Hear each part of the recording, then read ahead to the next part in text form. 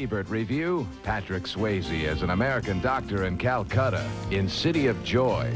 Undercover cop Larry Fishburne becomes partners with drug dealer Jeff Goldblum in Deep Cover. And John Goodman stars as one of baseball's greatest in The Babe.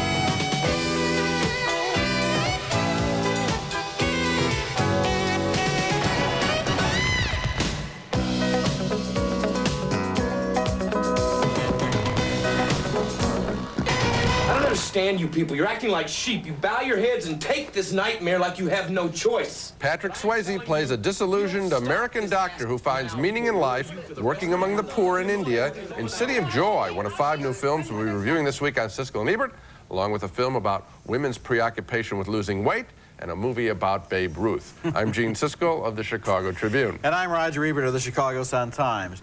Our first movie is named City of Joy, and it tells the story of a surgeon from Houston who simply walks away from the hospital one day because he's tired of the stress and pressure of being a modern doctor. He goes as far away as he can possibly get, all the way to Calcutta, where he hopes to be an anonymous tourist, I guess, although he is immediately picked out of the crowd by an Irish woman who runs a clinic there. How long are you here for? Don't try to recruit me. You got your non-practicing Catholics? I'm a non-practicing doctor. That's Patrick Swayze as the runaway doctor and Pauline Collins as the woman who wants him to stop and make a contribution. Swayze gets involved in the needs of the clinic almost despite himself. Oh, God. How long has she been in labor? Long time. Pomina, when did the bleeding start? 20 minutes, I think. The midwives, I don't know what to do. What should we do? I don't know what to do. Max? I could come with you. I've had 3 children. You have any diazepam? No. Sparine? No. You have anything at this clinic? Morphine? Anything? No, nothing. The movie also stars Om Puri as a man from the countryside who desperately wants to support his family, but is at the mercy of a rich gangster who controls all of the rickshaws in the district. Leave your rickshaw here. Iska rickshaw le lo. Ya kya dekh rahe ho yaar? Abu, please. Your rickshaw will be reserved for people who deserve our trust. Jao. Abu, I'll be ruined. This is as if the ground has opened. The Swayze character angrily attacks the system which he thinks the poor people buy into, accepting their fate instead of fighting against it. Sorry, I did not do this all on my own. You participated too. Did I take your damn rickshaw? Did I make you live in this hole? No. So if you want to be pissed at me, go ahead, that's fine. But you should get pissed at the people who are really using you. City of Joy is not an easy film to review. Parts of it work and parts of it don't work. It was directed by Roland Joffe, who made The Killing Fields and The Mission, and is attracted, I guess, to the tension between East and West. He wants to show cultures in conflict here, but he's drawn almost despite himself into the traditional Hollywood ending where everybody fights and the good guys win. He may be criticized for casting Patrick Swayze in the lead, since this is not what you'd think of as a Swayze role exactly, but I didn't object to that casting. I thought Swayze was acceptable as the superficial, escapist, rich young doctor who's gradually seduced by the Calcutta reality. Pauline Collins is fine as the head of the clinic, and Om Puri makes the rickshaw driver into a man who is a victim but not a loser. The Calcutta locations are unforgettable. There's too much formula in the movie for my taste, but it's honorable and well made, and I give it thumbs up. And I give it thumbs down, and I think here was the test for me, Roger. I thought it was really a lot of Hollywood dumped into Calcutta, and I wanted to see Calcutta. And so literally, Roger, as I'm watching the story play out, I was searching, and maybe your eye did this too, I was searching the backgrounds for the real Calcutta, because I am interested in this enormous land with this tremendous population and this great story, and I didn't feel I saw it when I saw this picture. Instead, I saw Hollywood people working in front of it, and it bothered me. And you know, increasingly, we're getting pictures now. It's amazing. Last week's show was full of films about different political correct issues, and films that are on the right side of the rainforest, and Puerto Ricans not being employed in the movie industry, and gays not getting a fair enough shake in the world. And here's another one, and it's really becoming very common now as film critics. We're to be politically correct. I think that the film is obviously politically correct. I just don't think the drama is there. I don't think we're that far apart on this film, actually. You know, if you really look at it. I was also looking in the backgrounds. And another thing I was thinking about during the film was another film called Salaam Bombay, which was shot on location in Bombay with people from Bombay, where they live and where they work, and which was a lot more realistic. And than how about this. Louis Malle's film, the whole series that he did in India, which was spectacular? Yeah, but on the other hand, I did feel that this film had some real value to it in terms of the way it showed, for example, that rickshaw driver, and he brings his family from the country, and then he can't get work, and then he does get work, and then he loses work, and all of that subplot. The Om Puri story is what I'm giving this movie thumbs up for. He's the most interesting character in the film. Okay. Our next movie is called Proof, and it's an intriguing little Australian drama about a blind man who is distrustful of ever being told the truth or of finding love. Hugo Weaving plays Martin, the blind man, who is befriended by a dishwasher as the blind man's jealous housekeeper looks on. Martin tests everyone he meets by asking them to describe photos he's taken. Can you see Bill anyway? Yes, I see Bill. What's he doing? Who's he with? Is he with anyone? Yes. Actually, Celia, the housekeeper, played by Geneviève Picot, has a crush on Martin. I'm a bit of a photographer myself, Martin. Really? What do you photograph? Things I love. I don't think you realize how fond I am of you. I'm getting a fair idea. Celia is jealous of Martin's new friend, Andy, and she figures out a way to break up his friendship with Martin by seducing him. I think he loves you. And you lied to him about the photograph. You lied for me. That's a real good performance by Geneviève Picot in this film. Proof is a modest drama, but it does grow on you as you realize its theme of tentative trust and love is universal. We are all scared and blind about love, this film is saying, and to make it work, to make love work, does require a kind of leap of faith that the blind Martin is nervous about making. Proof is the first film directed by Jocelyn Moorhouse, and it's a promising beginning. You liked it, but I think I liked it a lot more than you did. I think it's more than just a beginning. It's a very confident and fresh and unusual film about these particular people. I mean, the relationship between that blind man and his housekeeper, who in fact is not of an economic level of a maid at all, but is just acting as his maid because that's her way to get to him, is very complex here. And the little war games that they have, and then when the third person is introduced, the way everything explodes is fascinating. And I love that central performance of Martin, the blind man, who is so bitter and so rigid and so unbending and so concerned that everything be done exactly his way, and how he learns a little bit to change. This is a really smart film. Well, I liked it too. Coming up next, John Goodman portrays one of baseball's legends in The Babe. Human, he's an animal. He's a god. He's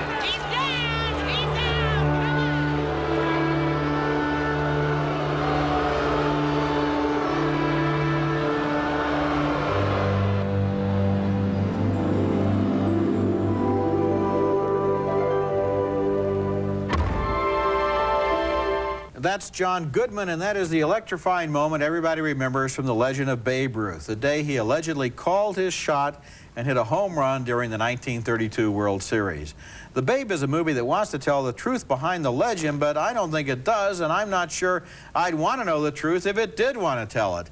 This is a sad movie about a sad man, and although the ads make it look like a comedy, the experience of seeing it is more like living with an alcoholic relative. Sure, the Babe was able to drink all night and hit home runs all day, at least for a while, but his first wife, played here by Trini Alvarado, finally had enough and left with their adopted child. She couldn't stand the infidelity, the drunkenness, and the immaturity. Ordered 4 women at one time? What are you? Some kind of animal? And his second wife, a Ziegfeld Follies girl, played by Kelly McGillis, has to stand up for him when the Yankees cast him into the baseball wilderness. That stadium down the street is the house that Ruth built, Buster. When the Black Sox threw the series, baseball almost went under, but that overgrown child kept the people coming. He saved baseball. Even the movie's high points lead to low points later on. This is the famous moment when the Babe makes a promise to a sick kid. Babe's gonna sock you a home run in the game tomorrow. Would that make you feel better, Johnny?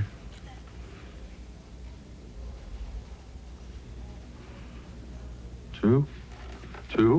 Now, that's an inspiring scene, all right, but it comes back to haunt us in the fictionalized ending when the Babe hits 3 home runs in his last game, and then that kid, that very same kid, who is now a grown man, jumps out of the stands and tells the Babe he saved his life years earlier, and here's the autographed ball back that you gave me on what you thought was my deathbed.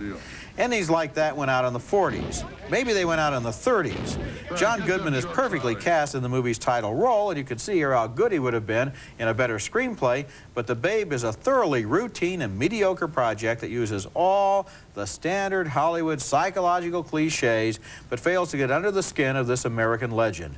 Babe Ruth may have hit a lot of home runs, but here, he's only a pathetic bore. Actually, I thought it was a very bad movie too, but I would judge it simply on the so-called high points. You attack the low points, which I think are interesting if you're going to write them well. Yeah. So I admire that attempt. But on the high points, this is the most cornball kind of movie in the way it was made, and I'm going to have to fault the director Arthur Hiller by name. His pattern is high point, cut to the next scene. High point, cut to the next scene. I mean, the way that the little kids thing is handled, that's really amateurish, Roger. It's not thrilling. It's not informed about baseball. In the last few years, we've had so many smart baseball movies, from Bull Durham to the raucous Major League to the picture that this film would like to be, the natural, which showing the grandeur of the great gesture, the great home run, and the way that Barry Levinson filmed that. I mean, this picture looks like maybe a 10-year-old movie of the week. It's that bad. Yeah, I was really disappointed too, and you know, they did a masterpiece of cutting the trailer. I didn't see it. Walking into this movie, I didn't see it. I was expecting a great film. Coming up next, Deep Cover, a police thriller about an undercover cop looking to bust a chain of drug dealers. Because there's only one rule in this game, John. Don't blow your cover. The force. Because I wanted to be of some use, because I wanted to make a difference somehow.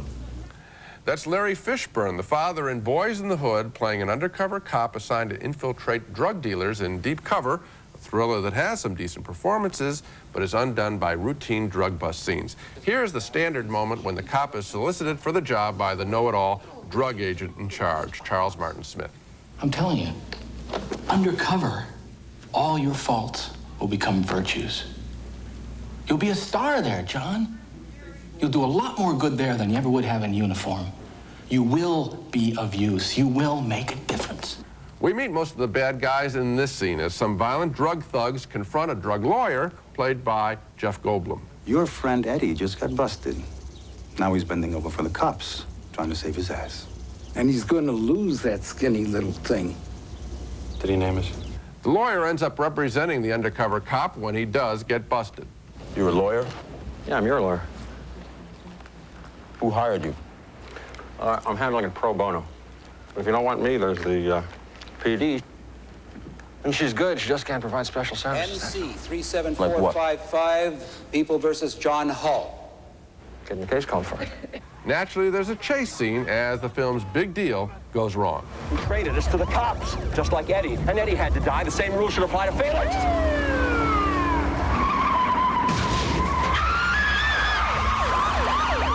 Never again. Deep Cover wants to say something fresh about the drug problem, that the higher-ups are politically connected, but that's not news, and the way that it is revealed in this film isn't fresh either. Despite solid performances, I actually found Deep Cover to be kind of boring. Gene, the boat really left without you on this one. This is one of the most terrific movies of the year. What were you thinking of when you were watching it? I wasn't thinking of what you were thinking of. It isn't about higher-ups are connected. It's about, for the first time in a movie that I've seen, a guy, this Fishburne character, who has to weigh the moral consequences of everything that he does. Every single piece of violence in this movie, every killing is then internalized with him in terms of guilt and morality. He has to think about it. He talks about it. It's narrated like a 40s film noir movie, which I thought was very interesting, because he's talking about this as an experience that he went through. true. It's not just a thriller. I mean, even when you say it's a chase scene, it's not a standard chase scene. I know you must have laughed when Jeff Goldblum is going to push the guy out the door and he says, we'll have shrimp later. Remember that line? That was one line, and that was amusing. But that's one line of dialogue in a 2-hour movie, Roger. Oh, but it wasn't just one line of dialogue. I'm talking about the whole dynamic when those people are in the back seat as the car is speeding along and they're trying to push them out the door. No, I thought that these were fairly standard people. The performers were good. But they were very good. I said that twice, actually. But I thought it was routine, and it was about higher-ups getting up the chain of ladder. That's what the story was about. I think it was about this man who was asked to enter the criminal underworld without becoming a criminal and having a struggle with his soul the whole time over We it. saw that in the picture with Jason Patrick, the same thing. That's not a new development. Coming up next, The Famine Within, a revealing look at America's preoccupation with body image. Most models have bodies so unusual they border on the freakish. Talent agent Nina Blanchard says here that almost no woman naturally looks the way most models look. But out of the 40,000, we found about 10 semifinalists, and then we only found 4 really that we felt we could conceivably book in the agency. This is Chris Ault, whose famous sister Carol is a top model, but for Chris, it wasn't that easy. I got down to about 118 pounds, being close to 5'11". I'm 5'10 and a half, and the size that I became was size 4. And I never thought I was skinny enough. Some women find they simply cannot lose weight no matter how few calories they consume every day. My doctor made me stop. She was aware that there had been a number of deaths from that type of diet and encouraged me to eat just one small meal a day. And on 800 calories a day, I started gaining 10 pounds a week back. There's real suffering in that scene, and The Famine Within is filled with similar truth. It's also filled with statistics, such as how Miss America seems to get skinnier every year, and how the mass media inundate women with images of idealized females, even down to the Barbie doll, whose body is anatomically almost impossible. As a documentary, The Famine Within is pretty standard filmmaking put together like a TV news special, but it does have some chilling moments, as when one woman remembers seeing a magazine photograph of the tragically underweight Karen Carpenter just before she died of anorexia, and the woman says she wanted to figure out how to be that skinny and not die. That was also Carol Alt's sister, I think, who said that. I found the film to be very powerful in that element of saying that people are being sold a bill of goods that's impossible to attain, and there's probably a lot of very serious psychological suffering because of that, and maybe some physical damage as well. The one part where I thought the film went overboard is when it dumps on exercise and women getting into shape. Remember those sequences? I think that they're just flat out wrong there. I think it is probably a net gain for people to do the exercise and be healthier. I think we're healthier when we do it than previous generations, and that's good. I think it's a case of the documentary going overboard. But for its other theme about the impossibility of having this perfect body, I think the film is right on target. I found the film to be, the subject matter to be extremely interesting. Yeah. I felt, and that's why I recommend it, I felt the filmmaker could have made it a little more of a documentary and a little less just of a report. Of maybe fewer talking heads, and maybe more observational. It would have been interesting showing people trying on, and I'm thinking about the first time, trying on dresses silently and just observing, what people are doing, how they're trying to squeeze into something. Yeah, coming up next, our video pick of the week, a better baseball film than The Babe, which wouldn't be hard to find. Ebert's video pick of the week, brought to you this week by Orville Redenbacher Popcorn. Do one thing and do it better than anyone. Earlier in the show, both Roger and I thought that The Babe was quite awful. And if you love baseball, you can do so much better at your local video store. As I mentioned before, I like most every recent baseball movie better than The Babe, including Bull Durham, Field of Dreams, and Major League. But the film that most resembles what The Babe should have been and could have been is The Natural, with Barry Levinson directing Robert Redford in the story of a Ruthian talent.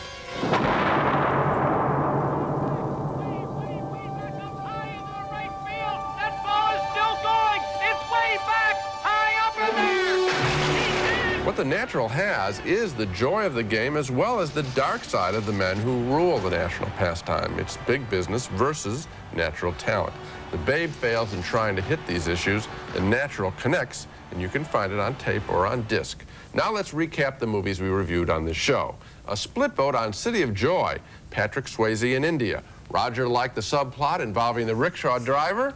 I thought this was a case of Hollywood on the Ganges. 2 thumbs up for Proof, about an Australian blind man taking a risk on love. 2 thumbs down, way down for The Babe, a disastrous baseball biography. A split vote on Deep Cover, the drug-dealing thriller. Roger felt it was a terrific movie about the moral implications of undercover work.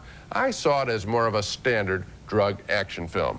And 2 thumbs up for The Famine Within, the documentary about women being sold impossible images of beauty. So the film we both liked the most was Proof from Australia. Very much, and I also recommend Deep Cover, which I think you should take another look at. That's it for this week. And I think you shouldn't have to take another look at City of Joy to know that it isn't that good. That's it for this week. Next week, we'll be back with reviews of more new movies, including the thriller White Sands, starring Willem Dafoe and Mickey Rourke. You don't trust me. Where's the money? That's next week, and until then, the balcony is closed. More than just the time of day, fashion with many faces. For work, sport, and dress, Gitano watches what watch style is. Crisp, clean, very masculine. Wear it and be victorious. Adidas, aftershave and cologne, the essence of sports. For that special time in your child's life, bring home Walt Disney's cartoon classics, Disney videos for your child's magic years. Sally Beauty Supply, more than 4,000 nail and hair care items for any kind of nails or any kind of hair.